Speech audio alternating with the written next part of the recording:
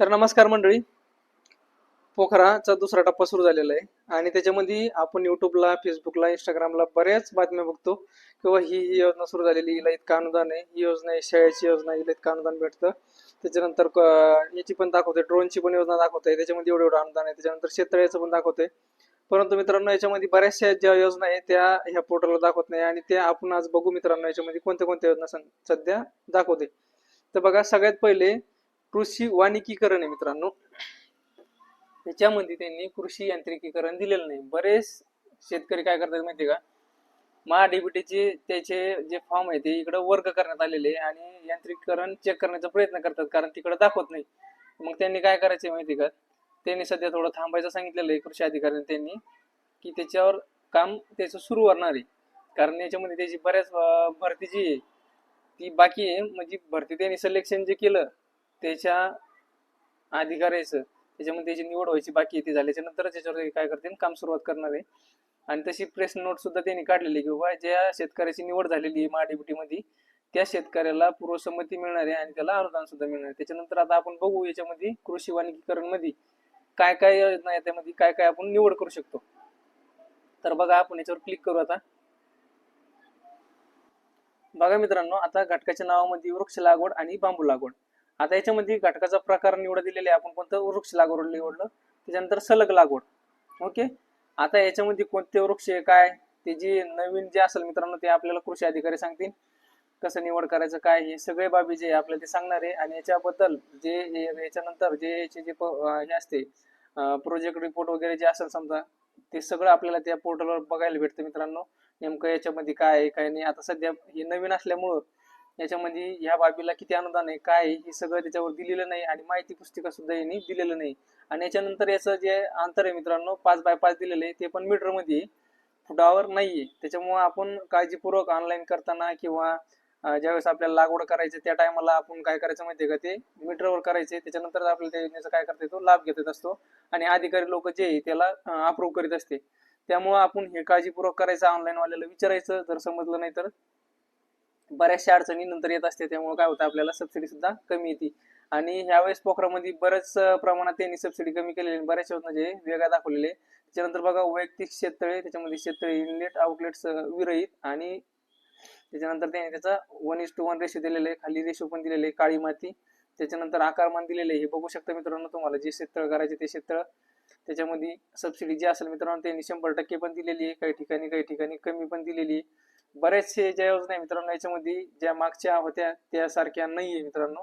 आणि हे जे योजना आपण बघतोय मित्रांनो, हे तुम्ही बघा. आता अस्थिकरण सगळं याच्यामध्ये बघा, तेच इनलेट आउटलेट सगळं सगळं जे काय असेल मित्रांनो याच्यामध्ये अस्थिकरण सगळं म्हणजे याच्यात पन्नी सोबत येतं ते. त्याच्यानंतर फळबाग लागवड, फळबाग लागवड मध्ये काय काय येते बघा, इथं बरेच दाखवलेले, आंबा, पेरू, डाळिंब, संत्रा, मोसंबी. त्याच्यानंतर काय तुम्ही बघू शकता मित्रांनो, तुम्हाला जे पण योजनेचा लाभ घ्यायचा आहे याच्यामध्ये ते तुम्ही तुमच्या शेतामध्ये लागवड करू शकता मित्रांनो. त्याच्यानंतर याची लागवडीचं जे हे मित्रांनो मीटर मध्ये असणार आहे. निवडामध्ये बघा, तुम्ही इकडे गेल्याच्या नंतर दाखवते, आपण एखादं निवडलं समजा त्याच्यामध्ये दाखवते काय 10x10 अंतर दिलेलं आहे. आपण काय निवडलो तर त्याच्यानुसार अंतर किती आहे, 10x10 पण 5x5 पण आहे. जे त्या फळबागाला वेगवेगळं दिलेलं आहे मित्रांनो. त्याच्यामुळं त्याच्यावर जसं देईल तसंच आपल्याला करावं लागेल. त्याच्यानंतर बघा, आता याच्यानंतर काय, फळबाग लागवडीनंतर गोड्या पाण्यातील मत्स्यपालन, शेततळे अस्थिकरण आणि अस्थिकरण विरहित, म्हणजे याच्यात दोन्ही मध्ये पण तुम्ही काय करू शकता, शेती मत्स्यपालन जे करू शकता मित्रांनो. त्याच्यानंतर सूक्ष्म सिंचन मध्ये ठिबक सिंचन दिलेलं आहे आणि हे पण दिलेलं आहे, तुषार पण दिलेलं आहे. याच्यामध्ये इनलाईन ऑनलाईन तुम्हाला मी अगोदरच्या व्हिडिओ मध्ये सांगितलेलं आहे. इनलाईन मध्ये कोणतं येतं आणि ऑनलाईन मध्ये, बागायतीमध्ये ऑनलाईन मध्ये येतं, जे मी समजा फळबागासाठी करतो त्याला आणि बाकीसाठी ते करतो ते इनलाईन मध्ये येतं. याची सुद्धा काळजी घ्या मित्रांनो, कारण करत असताना याच्यामध्ये जर इनलाईन केली बागायतीसाठी तर तुम्हाला सबसिडी मिळणार नाही. त्याच्यानंतर याच्यामध्ये चल स्प्रिंकलर जे आपण रेग्युलर घेत असतो मित्रांनो, ते चल स्प्रिंकलर असतं किंवा तुषारसाठी, आणि अदर जे असते ते वेगळे असते मित्रांनो. आता याच्यामध्ये काय दिलेलं त्यांनी, बांधावरील परकीय लागवड.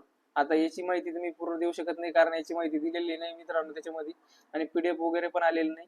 तर त्याच्यामुळं ज्यावेळेस हे पीडीएफ वगैरे येईल ते सगळं डिटेलमध्ये तुम्हाला याच्यासाठी किती अनुदान आहे काय आहे ते सगळी माहिती मिळेल मित्रांनो.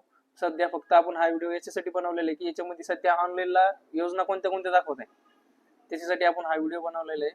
आणि बरेच जण म्हणतात की याच्यामध्ये आता शेळीपालनचं कसं करायचं, शेळीपालनचा अर्ज इथं दाखवलेलं नाही मित्रांनो. बरेच जे विहिरीचं पण दाखवलेलं नाही. बऱ्याच ज्या योजना आहे मित्रांनो त्या याच्यामध्ये दाखवल्या गेलेल्या नाही. आता याच्यामध्ये हळूहळू अपडेट येते. आता बघा याच्यामध्ये काय दिलेलं माहिती का, संरक्षित शेतीमध्ये काय ते शेडनेट आणि त्याच्यानंतर संरक्षित शेती, आता शेड हरितगृहातील लागवड. तर हे जे ना मित्रांनो, हे तुम्हाला हळूहळू सगळे जे माझ्या व्हिडिओच्या माध्यमातून मी तुम्हाला देईल मित्रांनो अपडेट. जशी जशी त्यांची पीडीएफ येत जाईल, त्याच्या पोर्टलवर जशी जशी माहिती येत जाईल तसे तसे तुम्हाला व्हिडिओ येत जाईल मित्रांनो. परंतु कोणी समजा एखाद्याने अशी व्हिडिओ टाकला की बाबा याच्यावर हे करा त्याच्यावर ते करा, इतकं अनुदान मिळतं, त्याच्यावर जाऊ नका मित्रांनो. कारण त्या पोर्टलवर जी माहिती मिळती, त्या पोर्टलवर त्याच्या महाडीबीटी हे महापोखराचं जे पोर्टल आहे मित्रांनो, त्याच्यावर जाऊन तुम्ही ती माहिती चेक करू शकता. मी जी ही माहिती सांगितली तुम्हाला ती पण बघू शकता तुम्ही. आता एक सीझन संपत आलं त्याचं जे असतं 10 मिनिटासाठी ते वाढवता येतं आपल्याला. तर याच्यामध्ये तुम्ही तिथं जाऊनच चेक करायचं. कोणी मी असो कोणी असो, तिथे त्या पोर्टलवर जाऊन चेक करायचं खरं आहे की खोटं आहे, नेमकं बोलतं काय, किंवा अधिकाऱ्यासोबत संपर्क करायचा, जे तुमचे कृषी सहाय्यक असेल त्याला पण बोलायचं नेमकं ह्या ज्या योजना आहे ह्या खऱ्या, याला अनुदान किती मिळतं काय मिळतं. एखाद्याने युट्यूबला सांगितलं ह्या योजनेला भरपूर अनुदान मिळतं, तर ते बघून ती योजना करू नका. त्याच्यात जर तुम्हाला करायची असली तर त्याचे अधिकाऱ्यासोबत कॉन्टॅक्ट करा, त्याला बोला की नेमकं ही योजना कशी, ती योजना कशी, त्याच्यामध्ये आम्हाला कसं करावं लागेल, अनुदान कसं भेटेल, काय भेटेल, कधी पैसे गुंतवावं लागेल, ही सगळी सखोल माहिती घेतल्याशिवाय पोखरामध्ये कोणताही अर्ज ऑनलाईन करू नका मित्रांनो. धन्यवाद.